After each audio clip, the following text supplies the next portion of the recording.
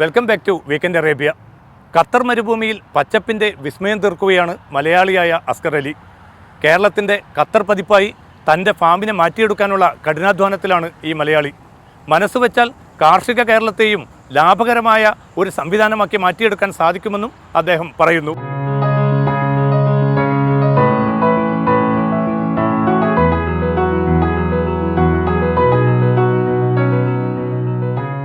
ഇത് കേരളത്തിലെ ഏതോ പ്രകൃതിരമണീയമായ ഗ്രാമമാണെന്ന് കരുതിയവർക്ക് തെറ്റി.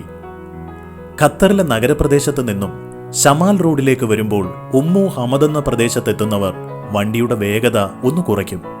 മരുഭൂമിയിലെ മരുപ്പച്ച എന്ന വാക്കിനെ അന്വർത്ഥമാക്കുന്നതാണ് ഈ 8 ഏക്കർ ഭൂമി.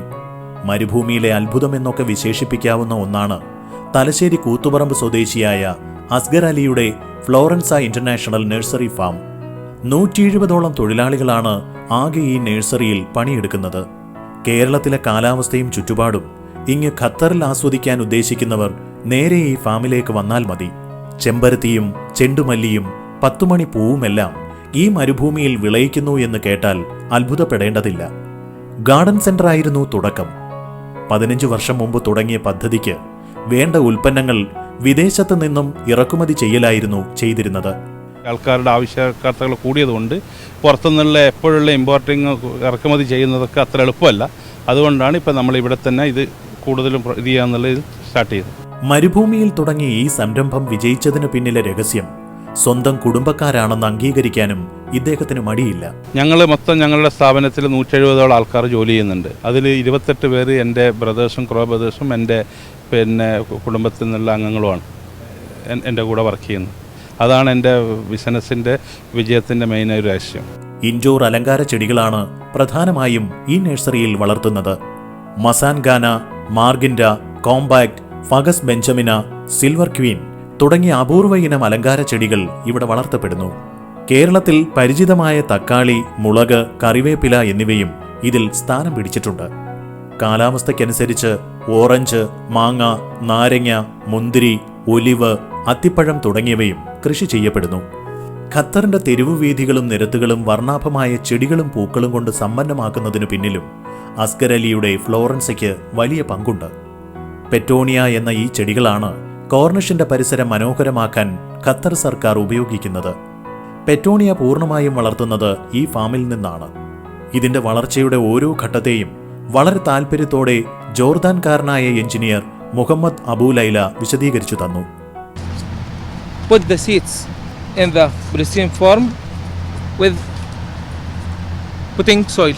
3 weeks to start germination. Step number 2, arrangement of the material of this location, boat and the beatmost structures, and now labor, put the seedling in the boat. 3 weeks to ready marketing.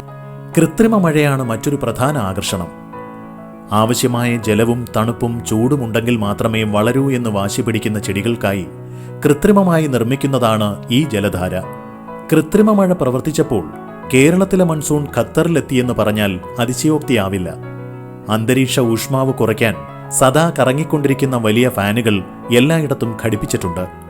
വിദേശത്ത് നിന്നാണ് ചെടികളുടെ തൈകൾ കൂടുതലും ഇറക്കുമതി ചെയ്യുന്നതെന്നും തങ്ങളുടെ ഉപഭോക്താക്കൾ അധികവും പാശ്ചാത്യരാണെന്നും അസ്ഗർ അലിയുടെ സഹോദരനും ഫ്ലോറൻസയുടെ സെയിൽസ് മാനേജറുമായ ഷുഹൈബ് അലി വ്യക്തമാക്കി. ഈ ഗ്രീൻ ഹൗസിൻ്റെ അകത്ത് കൂടുതൽ കാണുന്നതും പുറത്തുനിന്ന് വരുന്ന ചെടികളാണ്. കോസ്റ്റോറിക്ക, ഹോളണ്ട്, അങ്ങനെ പുറത്തുനിന്ന് രാജ്യങ്ങളിൽ വരുന്ന ചെടികളാണ്.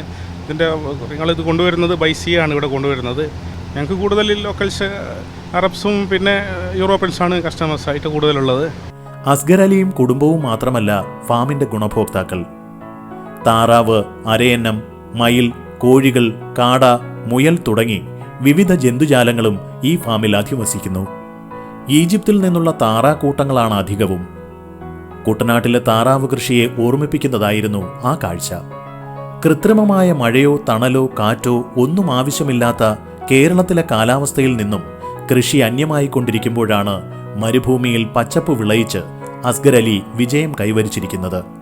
കൃഷിയുടെ വിപണന സാധ്യതയും നമുക്ക് മുന്നിൽ കാണിച്ചു തരികയാണ് അസ്ഗർ അലിയും കുടുംബവും.